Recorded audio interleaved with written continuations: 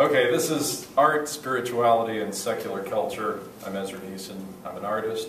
On both sides of my family, we've been secular humanists for at least 3 generations.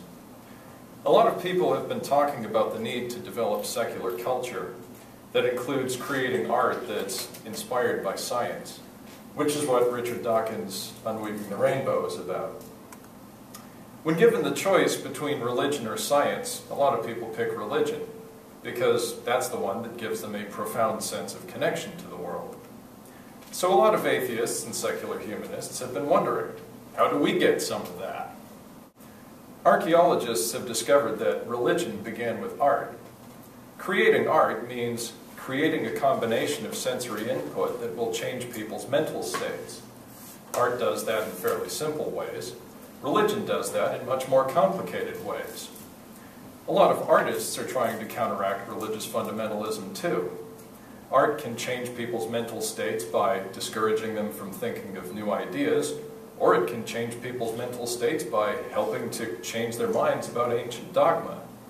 So art can be used for science education just as easily as it can be for religion. The search for a secular culture has a practical purpose for everyone, not just atheists. We have a lot of global problems now that keep getting worse. There's the greenhouse effect, the energy crisis, overpopulation, and a lot of people being dislocated and trying to immigrate to other countries. All of these are the result of the environmental crisis. The basic problem is that our actions have effects on the world, but we perceive some of those effects better than others. That means our ideas of what's supposed to happen don't match what actually happens in the world. The reason this happens is because our natural perceptions of the world evolved back when our ancestors' population size was much smaller and their technological level was much lower. So they had no way of pushing the planetary environment to its limits. That means the environmental crisis isn't just a scientific problem. It's also the biggest philosophical problem in the history of the human species. How do we fit together a combination of ideas we can use to solve the problem? Science is part of the solution. Scientists have discovered a lot of important ideas that no one has ever known before. But another part of the solution is bringing together ideas that people have thought of in different situations.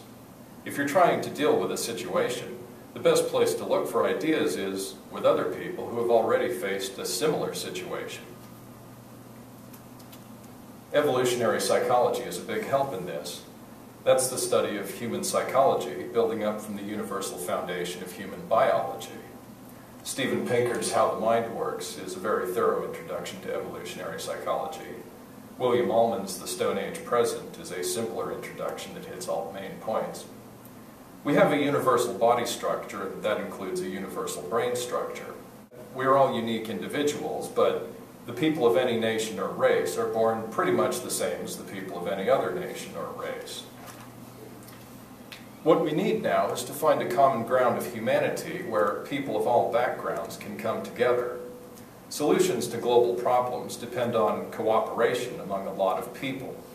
People's cooperation is always limited by their trust for each other. If you can tell that I believe you are inferior to me, you won't trust me, so you won't cooperate with me. Because if you can see that if I have that attitude, you can tell that my goals are going to be good for me and bad for you. Well, the universal common ground of humanity means a secular culture. This is the world we live in, and these are the minds and bodies we have, and these are the things we have in common. People who base their plans on the assumption that supernatural forces will intervene can't coordinate their efforts very well with people who plan on the intervention of different supernatural forces. Atheism has always been at a disadvantage in spirituality because spirituality means powerful emotions that guide the course of your life, and science and objective thought means not depending on emotions to make your decisions. Not depending on powerful emotions works pretty well if you don't have powerful emotions, but you're never going to attract many people to atheism that way. Even for the people you do attract, it isn't foolproof, because you can't banish powerful emotions from your life completely. The best you can do that way is to not depend on emotions as far as you can tell. But all that really means is that emotions are going to affect your decisions in ways you don't notice.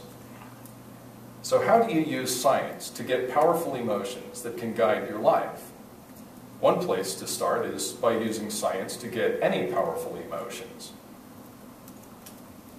You could, for instance, use your biology knowledge to identify psychedelic mushrooms and eat them and alter your mental state that way.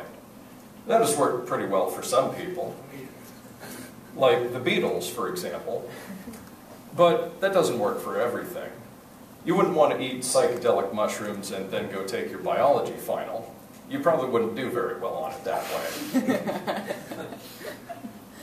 So, how do you get a mental state that makes you feel powerful emotions that can guide your life and that you can use to pass your biology final?